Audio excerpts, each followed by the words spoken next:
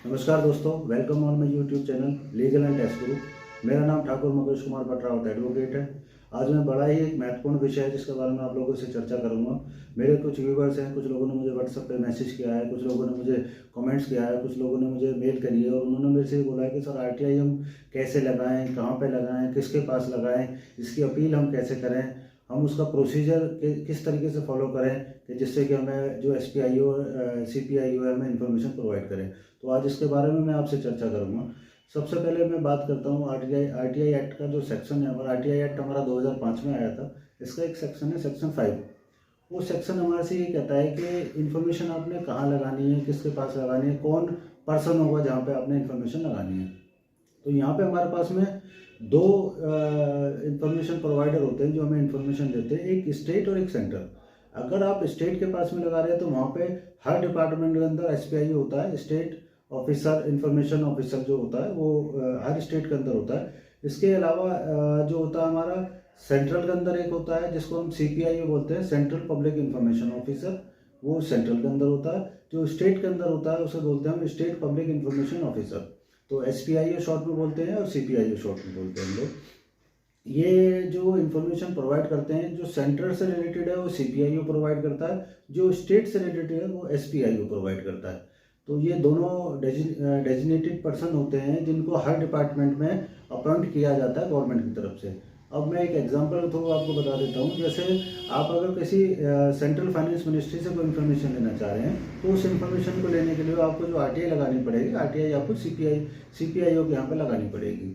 अगर इसके अलावा आप कोई इन्फॉर्मेशन स्टेट से रिलेटेड है, जैसे आप कोई पुलिस से इन्फॉर्मेशन लेना चाह रहे हो, DC से इन्फॉर्मेशन लेना चाह रहे हो, कोई रेवेन्यू डिपार्टमेंट स्टेट से पर्टिकुलर रिलेटेड है उसकी इन्फॉर्मेशन लेना चाह रहे हो, तो वो आपकी पर्टिकुलर उस डिपार्टमेंट में SPIO के यहाँ पे लगेगी।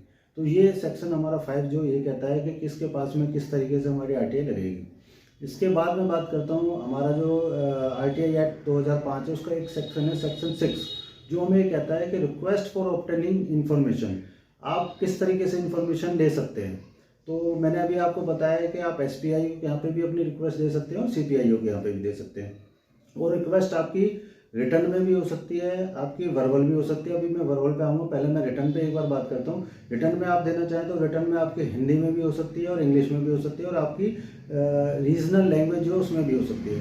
आप किसी में भी ये इन्फॉर्मेशन आप उससे मांग सकते हैं। RTI एक्ट के अंदर कहीं पर भी कोई ये प्रोविज़न नहीं है कि पर्टिकुलर फॉर्मेट RTI का क्या रहेगा, ऐसा कुछ नहीं है। जस्ट आपने SPIO के यहाँ पे या CPIO पे एज द केस में भी आपने अगर CPIO के यहाँ पे लगानी है तो CPIO के यहाँ पे, SPIO के यहाँ पे लगानी है तो SPIO के यहाँ पे। कोई भी RTI का कोई पर्टिकुलर फॉर्मेट नहीं है, किसी भी तरीके का कोई गवर्नमेंट ने नोटिफाइड नहीं कर रखा है कि आपने इस पर्टिकुलर फॉर्मेट में ही इन्फॉर्मेशन मांगनी है। इतना जरूर है कि आपको जो इन्फॉर्मेशन आप मांग रहे हैं तो पर्टिकुलर डिपार्टमेंट का एड्रेस होना चाहिए, SPIO का एड्रेस होना चाहिए जिससे आप इन्फॉर्मेशन मांग रहे हैं। आपको क्या क्या इन्फॉर्मेशन चाहिए वो बिंदु वाइज आपको पॉइंट वाइज वो लिखना पड़ेगा, मुझे ये इन्फॉर्मेशन चाहिए।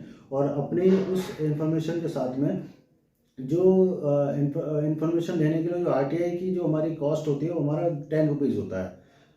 आप कोई भी इन्फॉर्मेशन मांग रहे हैं, आपसे कोई भी 10 रुपीज़ से ज़्यादा फीस चार्ज नहीं कर सकता है, क्योंकि वो गवर्नमेंट नोटिफाइड है। 10 रुपीज़ ही आपको फीस पे करनी है, चाहे वो आप कैश भी दे सकते हैं, कुछ डिपार्टमेंट वाले कैश भी लेते हैं, कुछ DD लेते हैं, कुछ पे ऑर्डर लेते हैं। तो वो जैसे भी आपको कंफर्ट है आप वैसे उसे पे कर सकते हैं। CPIO के यहाँ पे भी सेम कर सकते हैं और SPIO के यहाँ पे भी। अब मैं बात आ जाता हूँ, इस RTI एप्लीकेशन को आप ऑनलाइन भी लगा सकते हैं। कुछ स्टेट जो हैं वो ऑनलाइन पोर्टल भी उन्होंने बना रखा है RTI एप्लीकेशन लगाने के लिए, आप वहाँ पे भी लगा सकते हैं। CPIO ने अपना पोर्टल ऑलरेडी ऑनलाइन बना रखा है, आप ऑनलाइन जाके वहाँ पे एप्लीकेशन अपनी मूव कर सकते हैं। और जो मोड ऑफ पेमेंट है आप उसे अपने क्रेडिट कार्ड से, अपने डेबिट कार्ड से या अपना नेट बैंकिंग से आप वहाँ पर पेमेंट कर सकते हैं। ये सेक्शन 6 कह रहा है। अब मैं आप बात करता हूँ यहाँ पे कि जो लोग ऐसे हैं कि जो रिटर्न में एप्लीकेशन नहीं दे सकते अपनी RTI की, तो वो वहाँ पे डिपार्टमेंट के पास जाके अपनी इन्फॉर्मेशन वर्बल भी दे सकते हैं। ये SPIO और CPI की जिम्मेवारी बनती है, जो लॉ कह रहा है ये उनकी जिम्मेवारी है कि उनको वो इन्फॉर्मेशन को राइटिंग में लेके आएंगे और उस इन्फॉर्मेशन को जो उन्होंने राइटिंग में लिखी है उसको वो आपको पढ़ के सुनाएंगे। क्या आप यही इन्फॉर्मेशन मांग रहे हो? जब आप ये कह दोगे यस मैं यही इन्फॉर्मेशन चाहता हूँ, तो आप उस पर साइन या अपना थंब लगा के उसको कंफर्म कर सकते हैं। अब वहाँ पे अगर कैश का प्रोविजन है तो आप वहाँ पर 10 रुपीज़ जो कॉस्ट है आप उसे 10 रुपीज़ वहाँ पर पे कर से वो इन्फॉर्मेशन वहाँ से ले सकते हैं। इसके अलावा अगर वहाँ पे प्रोविजन कैश देने का नहीं है तो वहाँ पे आप पे ऑर्डर वगैरह दे के भी आप ले सकते हैं। इसके बाद में मैं बात करता हूँ हमारा जो सेक्शन है सेक्शन 7, वो डिस्पोज ऑफ कैसे होगी हमारी एप्लीकेशन। हमारी जो एप्लीकेशन है, हमारी application dispose of with in 30 days होनी चाहिए। जो लीगल रूल कह रहा है, जो लीगल लॉ जो कह रहा है, आईटी एक्ट जो कह रहा है, आरटीआई एक्ट जो हमारा कह रहा है, वो आरटीआई एक्ट ये कहता है कि आपने अगर कोई भी एप्लीकेशन एसपीआई के पास में लगाई है, सीपीआई के यहाँ लगाई है, वो किसी भी कंडीशन में 30 डेज में के बियॉन्ड नहीं जानी चाहिए। 30 डेज के अंदर अंदर आपके पास में जवाब आना चाहिए। अगर एसपीआई या सीपीआई को ऐसा लगता है कि इन्फॉर्मेशन उनसे रिलेटेड नहीं है, तो पर्टिकुलर जिस डिपार्टमेंट से रिलेटेड वो इन्फॉर्मेशन, नियर बाय इन्फॉर्मेशन जिस डिपार्टमेंट से मिल सकती है, वो उस डिपार्टमेंट को विद इन 5 डेज उस इन्फॉर्मेशन को उसको प्रोवाइड, उस इन्फॉर्मेशन को उस आरटीआई के साथ में ट्रांसफ़र करेगा। सपोज आपने कोई एप्लीकेशन लगाई है और वो एप्लीकेशन आपने एक पर्टिकुलर डिपार्टमेंट में लगाई है और उस डिपार्टमेंट से आपको वो इन्फॉर्मेशन लेनी है, लेकिन आपको नहीं पता कि आपको उसी डिपार्टमेंट से मिलेगी या उसके बराबर में कोई डिपार्टमेंट है उससे मिलेगी, तो आपने वहाँ पे लगाई है। तो ये एसपीआई और सीपीआई की जिम्मेवारी बनती है कि उस एप्लीकेशन को आपके डॉक्यूमेंट्स के साथ में कंसर्न जो एसपीआईओ है या कंसर्न सीपीआईओ है, नियर जो भी है वो इन्फॉर्मेशन जो प्रोवाइड कर सकता है, उसको विद इन 5 डेज उस एंट्री को वहाँ पर ट्रांसफ़र करें। अब मैं बात करता हूँ यहाँ पे हमारा जो आरटीआई एक्ट है 2005, उसका एक सेक्शन है 8, उसमें कुछ एजम्पशंस दे रखी हैं कि जो इन्फॉर्मेशन आपको नहीं मिलेगी, वो इन्फॉर्मेशन कौन कौन सी हैं वो मैं आपको बता देता हूँ। सेक्शन 8 है, आप पढ़ लेना एक बार। सेक्शन 8 में कुछ बेसिक जो चीज़ें हैं मैं आपको बता देता हूँ। सेक्शन 8 में कुछ इन्फॉर्मेशन है जो आपको नहीं मिलेगी। वो कौन कौन सी इन्फॉर्मेशन हो सकती है, जैसे आप किसी फॉरेन कंट्री से रिलेटेड कोई इन्फॉर्मेशन मांगे वो आपको नहीं मिलेगी। किसी एनिमी कंट्री हमारी उससे रिलेटेड कोई इन्फॉर्मेशन मांग रहे हैं, कोई साइंटिफिक इन्फॉर्मेशन मांग रहे हैं, कुछ हमारा लॉ एंड ऑर्डर से रिलेटेड कोई इन्फॉर्मेशन मांग रहे हैं। इसके अलावा अगर कोई हमारा अंडर प्रोसेस कोई ट्रायल चल रहा है कोर्ट के अंदर, कोई मैटर ऐसा ट्रायल में चल रहा है, या पुलिस कोई अंडर प्रोसेस कोई हमारा केस चल रहा है और वो इन्वेस्टिगेशन कर रही है पुलिस अभी, तो आप वहाँ पर भी कोई इन्फॉर्मेशन नहीं ले सकते हैं। इसके अलावा कुछ इन्फॉर्मेशन ऐसी है पर्सनल लिबर्टी से रिलेटेड है, जो पर्सनल इन्फॉर्मेशन ऐसी हैं जो आप किसी इंडिविजुअल पर्सन की इन्फॉर्मेशन मांगना चाहें तो वो इन्फॉर्मेशन भी आपको नहीं मिलेगी।